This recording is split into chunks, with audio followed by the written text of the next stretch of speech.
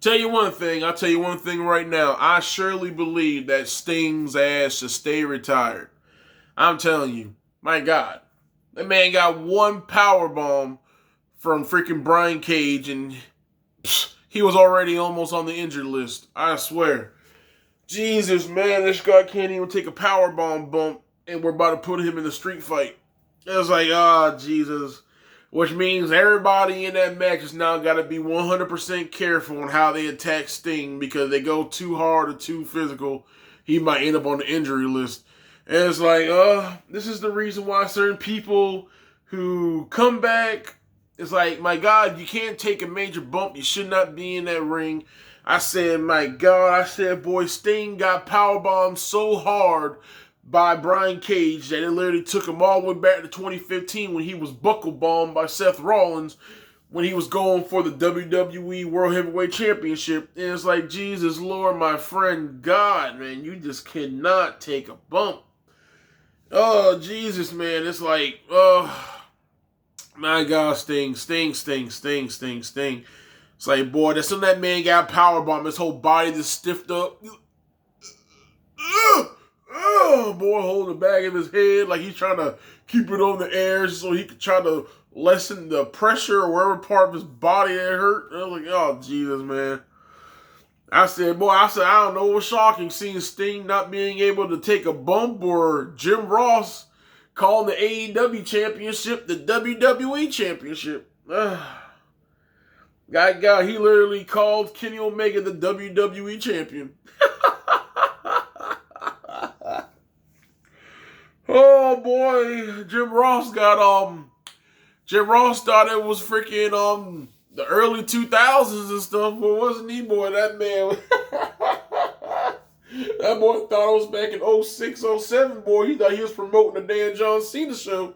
Oh my God, that boy said the WWE champion Kenny Omega. Oh, Jesus, man, that was hilarious. I was like, oh, my God. And it's like, Tony, I appreciate the invitation to the Forbidden Door of inviting Vince McMahon to join along with the fun. But I'm sorry, I think you should hold that until someone else takes over, because I think as long as Vince McMahon is in charge, that collaboration thing ain't never going to work. Now, I would love to see WWE, AEW, New Japan Pro Wrestling. I would love to see all the brands that are out there right now, even the Impact Wrestling, all conglomerated together. I mean, think of all the cool stuff you can see. I mean, Jesus, man, you have so many, the wrestlers on the business will have so many opportunities. Whenever they're not getting used on one of the main roster that they are on, or the main company they're in, they can always just transition over to the other company for a little bit, do stuff over there. They got more opportunities to be successful in some way or form. It's like, Jesus, boy.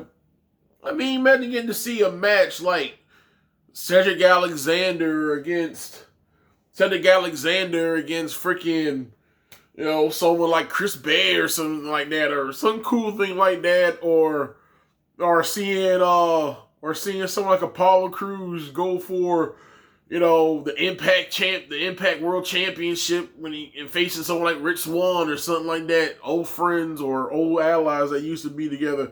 Another situation is like, there's fun stuff where you could have like Violent by Design going up against the Hurt Business, the Undisputed Era, if they were still together as a conglomerate, the Undisputed Era going up against freaking Inner Circle. So that would have been the coolest stuff on the planet. I mean, yeah, that would be fun. And that'd be a good way to see a bunch of trash talkers all around each other. Like, imagine LA Knight and MJF going in toe-to-toe and trash talking and everything else. That would be the funnest stuff in the world. But at the same time, getting to see other fun stuff. Like, imagine WrestleMania getting special appearances from like Kenny Omega or Ospreay or Okada. You know what I'm saying? All those other cool-ass things, man. It's like, oh, man, that would just be the funnest stuff on the planet if we could do that. But you know what? The thing is, if it was Triple H, I believe he would say yes. Somewhere for him, he would say yes, because it was this intrigue. And at the same time, because Vince McMahon doesn't even realize just how much it would benefit him. It's not that You know, y'all can trash talk each other like, oh, we're saving your business by putting our people on your show. But at the same time, it benefits everybody because that also gives you more freedom to do cool WrestleMania matches. That gives them more cool ways to do serious matches with other people. That's a way to also get other dream matches on other people's shows. That can even come onto your show. I mean, come on, boy. I mean, that would be so fun. I mean, that would be fun, man. That would just be awesome. Awesome. I mean, at the same time, because everybody would be linked together, I mean, somebody from WWE could go to Impact Wrestling, win an Impact title, take it on over to the WWE, promoting it there and stuff like that. Someone from Impact Wrestling try to go to WWE, try to take it back. Or they can go to the WWE, can continue to keep going to Impact Wrestling until they get it taken from them. You can see an AEW title on New Japan Pro Wrestling. You're already seeing New Japan Pro Wrestling titles already on AEW. I mean, just literally seeing different titles from all over the world just on different people's brands. I mean, even down to AAA, but definitely get AAA too. Then you got all these crazy, top-notch, the baddest of the bad superstars, just all this traversing around each other.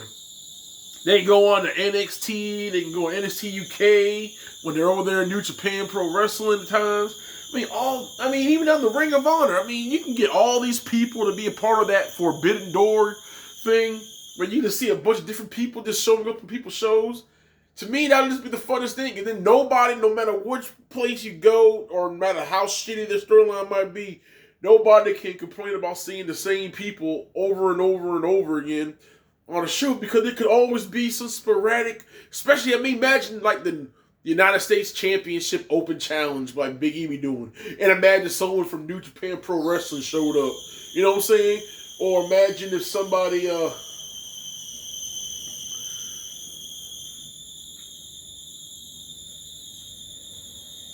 sorry, that's somebody's car outside. I can't believe, boy, somebody's car outside is doing the John Cena like Mother Loving the Lord. But anyway, just imagine that. That to me, that would just be the coolest thing on the planet. But sadly, to my point of view, man, in my point of view, it's not going to happen to somebody like Triple H or somebody. Because I know Triple H does. Triple H would just love it. Because at the same time, you get to see it and you're like, oh, God. Well, he ain't doing nothing on your show. Let him come over to this show. We can totally use someone like him in my show right now. You're like, oh my God. Yeah, you know what? You guys are doing nothing. We're going to try to win the Ring of Honor World Championship or something like that. That Forbidden Door. That is the way to conglomerate everything. Putting the whole wrestling business in a collage of unity to the point where people can show up anywhere. And then you literally have fun, and star power gets used so much in abundance that wrestlers on WWE that never got to wrestle old friends and people, they can actually run into them again. You can do better storylines, and we're also conglomerating. You can also put everybody's accomplishments, or however they will say, everybody's accolades or achievements, however you want to say it, you can put all of it into one major stat board. Now, when they're coming out, they can say Shinsuke Nakamura, all his former world championship titles and all the other stuff. They can say Adam Cole. They can talk about all their stuff. They can talk down back to LA Knight and all of them. Even down to ones like Vulture and all of them.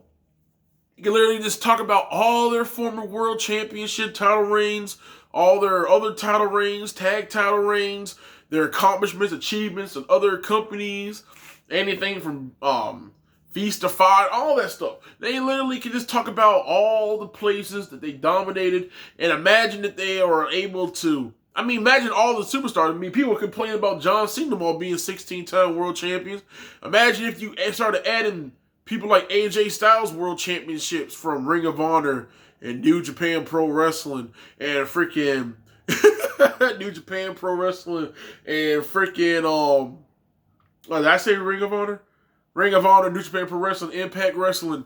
Imagine you bringing all those old titles and you collaborated with what he has done in WWE along with other places that he's went. And you should have talking about now instead of saying, oh, AJ Styles is former 2-time world champion. Now you're popping up going, oh, AJ Styles is like a former 9-time world champion or 8-time world champion. You know, it's like, oh, shoot. I mean, then you get to talk about everything. Then now, because you got everything conglomerated, everybody can use their proper names. Or even if they go in there and they're using their other wrestler names, so what? At the same time, whatever name they're using from whatever company they are is what they're going to use. But at the same time, you get to collaborate so much awesome stuff into the wrestling world to the point where now everybody looks important. Even the ones that are not important at the time and are just supporters right now, they all look important. I think that would be cool. I really think it would be cool. I know if I was the owner of WWE, I would totally do it. Without a doubt. I'm like, hell yeah. Especially at the time when I'm a little bit struggling right now with not getting things going good and stuff. But I know Vince McMahon, his pride's too hard. He can't be associated with all the rest of those people like that. Oh, no. My God, that'll make me look weak. No, it doesn't. It makes you look smart. The whole object of AEW wasn't to come in and take your place. It was to come in and give more wrestlers opportunities. If you actually spend some time and actually look at the wrestling world, I'm sick and tired of everyone always saying, oh, Mr. Man, he's a busy, busy man. What's the point of having COOs and other executives that handle other situations and leaders of the writing thing, everything else, if you are still sitting there? No, that's just because you're trying to do too much than what you need to. Sit down. Watch wrestling. Watch Impact Wrestling. Watch AEW. Watch your damn NXT and NXT UK shows. You can sit there for 2 and 3 hours to film SmackDown and Raw, but you can't sit there and watch NXT or NXT UK. Look at it. All the storytelling is right there in front of your face. It's not even hard to even look at. All you gotta do is just look, man. It's like, what the hell? It's not even hard. Just watch what they're doing, and you're like, oh my God, literally right now, that person right now, we can get him on the main roster doing what he's doing right there. It was so totally fit with the storyline that's going on right now, and it will make even more sense than when I got the people that's actually in it. Oh my God, it will work so much better. No, not Mr. Man. Pride too strong. You know, so at the same time, congratulations to Lacey Evans being pregnant. Sucks that it happened so soon when you're trying to go for the title. You know, we all know you wouldn't have won it. But at the same time, opportunities like that come rarely on most occasions. But at the same time, congratulations. Hope you have a healthy, beautiful baby. So literally, I'm just trying to also figure out, who's Asuka going to face that thing, because that's one of the 6 matches of the night, and they usually always have 6 matches on the pay-per-view. 6 matches or more, and we only got 5 now. So, if I'm correct, let me look at my notes, and I'll let you know real quick. Yeah. Well, actually, there's 5, which is not really too bad. It's like an NXT time period, but WWE usually, the main roster usually has about at least 6 pay-per-view matches, and then or more. So I'm trying to figure out if we're actually going to have an Asuka title match, a Raw Women's Championship defense, or we're just going to it's just not going to happen, and it's going to make another match a little bit longer than what it needs to be for the night. But I guess only time will tell for that, right? So I mean, this week was pretty decent, I guess. Raw still needs help. I'm still trying to throw those floaties out there, those lifeguard floaties out there, trying to get as many people out of the sinking ship as possible, trying to get them onto a better one that's drier and more comfortable. But it's kind of hard. I mean, their string is so hard, but I think a lot of them are still latched onto the ship. Then to try to get the cuffs off, and it is really hard. And the storm is coming in again, and nobody knows exactly what's going to happen. But literally, all we know is that we're trying our damnedest to get them out. But anyway, I don't know, man. So literally, Sammy Guevara is dead to the Inner Circle, and especially Chris Jericho. I guess even if you find out the truth about what people are doing to other people, they can still stay safe in the inner circle because even though it's 50% MJF's fault, they also putting 50% on Sammy Guevara because Sammy Guevara knows that all of them are elite athletes and they're all going to try each other and everything else. And he walked out, which means that he is just a pathetic being. In some way or form. I just laughed at the whole freaking I laughed at the whole situation because MJF was still trying to pop it on like, yeah, you missed it. He like, shut up. But at the same time, one thing I wasn't really intrigued about, I already told you, I don't care about the Shaq and Jade Cargill crap. I mean, they did the illest damn workouts that you've ever seen. You're like, man, wait till you see their workout. It's going to be damn right amazing. Damn right amazing what? All they did was sit there and shoot jump shots. What the fuck is wrong with you? They did fucking free throw shots. And you're sitting here talking about, oh, they're working out. They're doing a great job. The fuck?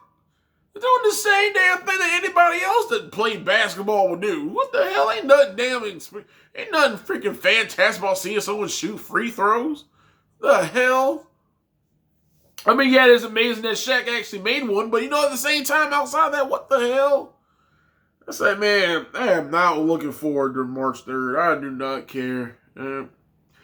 I don't care about Jay Cargill, and I don't care about Shaq being in a wrestling match. I don't. It's like whatever, man. It's like all this shit that Cody Rhodes could be doing right now. Because he's on TV right now, he's doing all these damn celebrity acts. It's like, I understand you got to do what you got to do to get money, get people to look at your show. Go all for it, but I'm not into it. I'm not into this one. Find a better damn celebrity to watch. I just do not care about Shaq being in a match with Jade Cargill. I don't even care. Nothing about them says to me like, oh my God, just watch them. My God, they're magnificent. I tell you, if you just sit down for 15 minutes and just sit there on your couch and watch with your popcorn, I'm telling you, you're going to be so amazed to the point where you're going to be like, oh my God, why aren't these guys world champions right now? Like, no. I don't care. It's like, oh, Jesus, my God, what a waste of time. Oh, Jesus.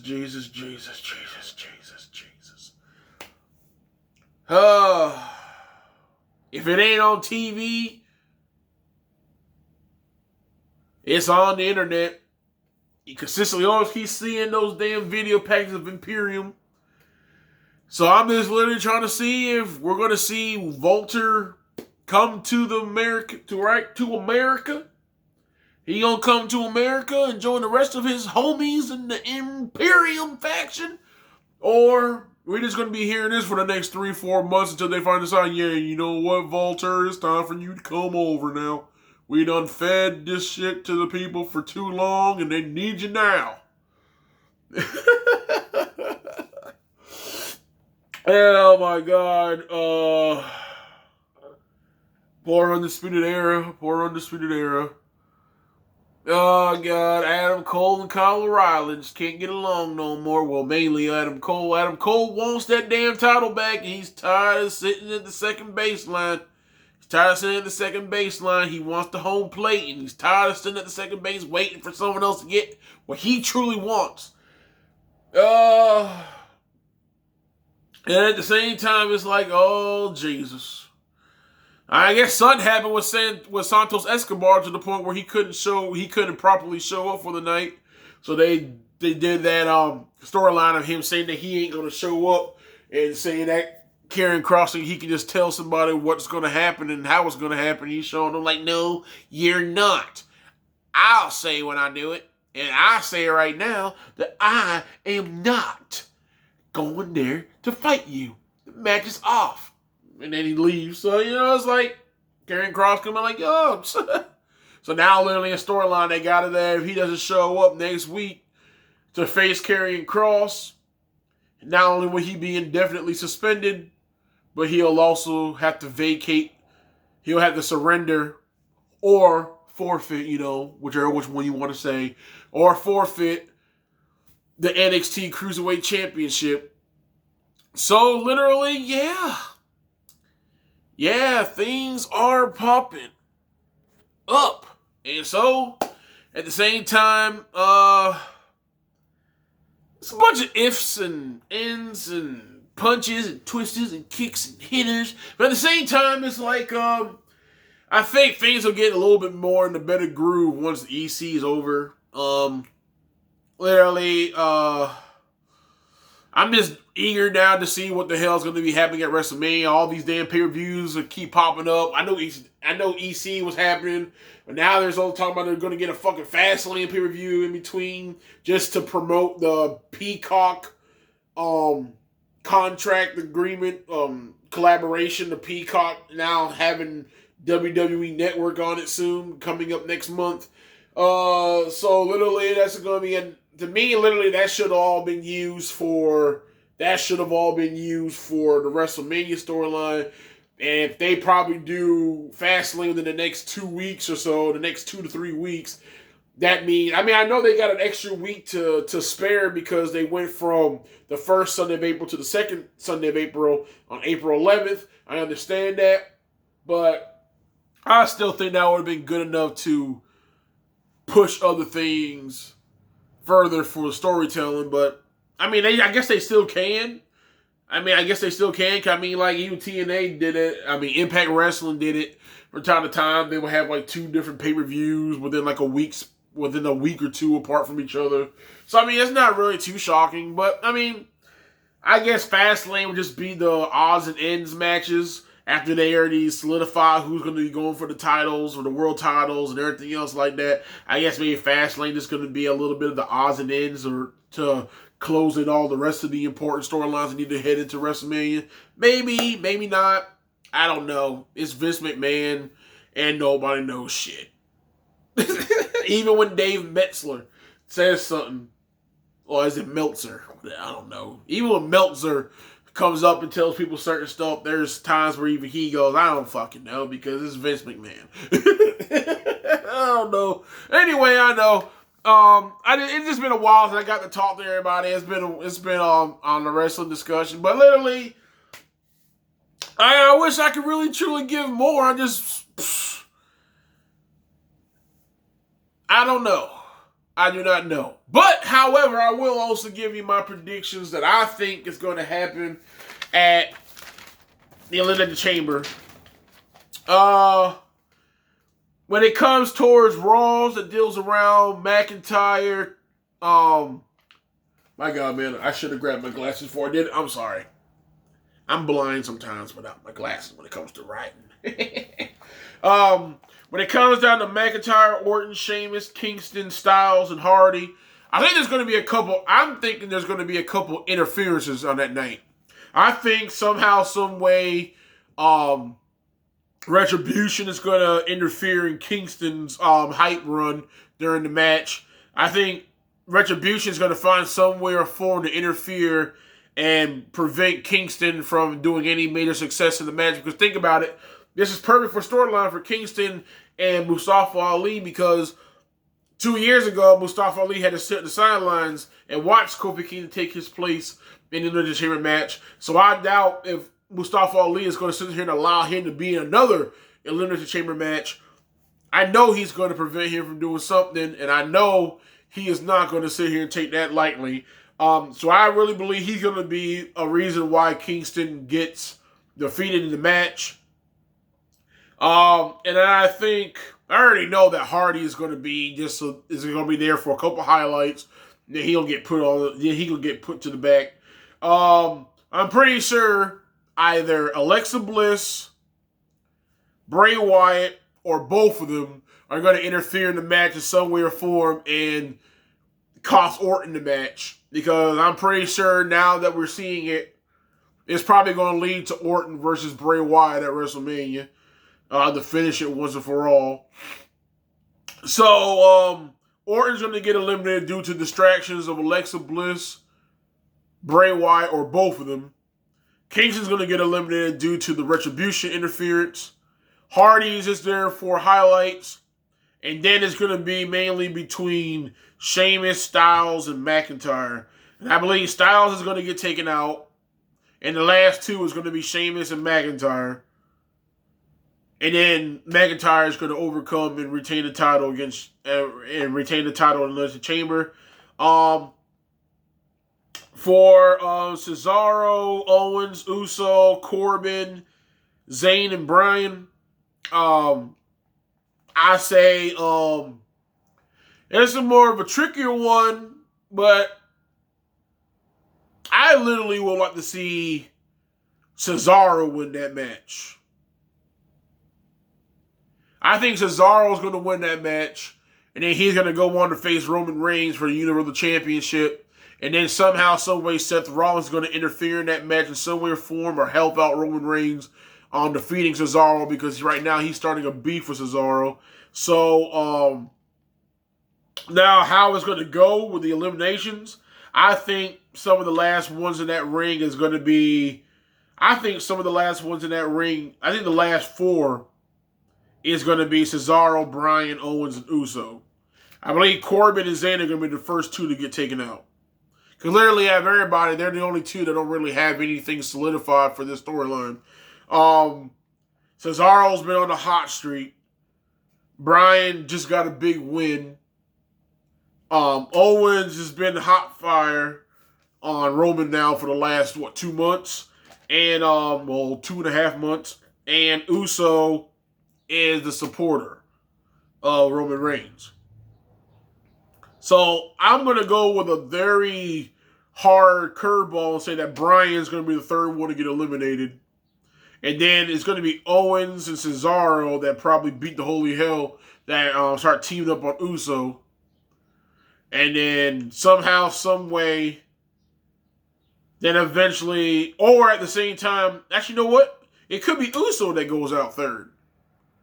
Because then it'll be funnier to me, because then Owens, Cesaro, and Bryan, who are all baby faces, will go in there in some way or form. But at the same time, I really don't see that, because this is WWE. Now, if it was AEW or something, I would believe that. But in WWE-wise, I really think... So actually, I'm going to go with Bryan going out third. I think Uso is going to be one of there, because they're going to want to build the whole thing of, oh, will Uso actually win the match? Will Uso actually win? So literally... Somehow, some way, Uso will get eliminated fourth, and then I think it's going to be between Owens and Cesaro. Or at the same time, I actually don't know. I really don't know. Because maybe somehow, some way, some kind of interference happens where Owens gets taken out, and then it's Uso and Cesaro, and then Cesaro beats Uso. Either which way, it's either going to be Cesaro and Owens or Cesaro and Uso. They're going to be the last two in the ring. But Cesaro is going to win it. And he'll go on to face Roman. He's going to lose due to Seth Rollins probably interfering in that match. And then, the Roman Reigns will retain. Both world champions will retain. I'm pretty sure Nia Jax and Shayna Baszler will retain against Sasha Banks and Bianca Belair. I think they might have a heel turn with one of the superstars, most likely Sasha Banks. I think she might turn heel at Elimination Chamber, only because, Vince McMahon does not like babyface versus babyface. But at the same time, we could be wrong. They could have it where they both stay babyface, but all I know is that they will retain their tag team championships. I don't really see Bobby Lashley losing the title either. I don't really see any title changes happening. I don't see Bobby Lashley losing the title. We don't even know if Keith Lee going to show up. But all in all, I'm going to go with Bobby Lashley winning, retaining the championship, and I don't know about Asuka. We have to wait and see about that. But outside of that, that's who I'm going for. I'm going for Cesaro, Roman Reigns, McIntyre, Nia Jax and Shayna Baszler, Bobby Lashley, and I don't know about Asuka. That'll have to be just something that we have to accept. We don't even know what's going on with that. But anyway, outside of that, so thanks a lot for spending this much time. I'm sorry that the video was long. But as always, in the comments down below on what you thought was really something that was worth talking about this week in the world of wrestling. At the same time, who do you guys believe? My God, I was stirring my ass off. Who do you guys believe is going to be the winners on the card this Sunday? Who are your picks?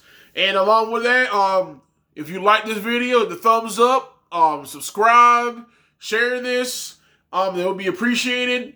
And hit the bell for future videos like this. And as always, my friend, wrestling's forever. Be safe. One love.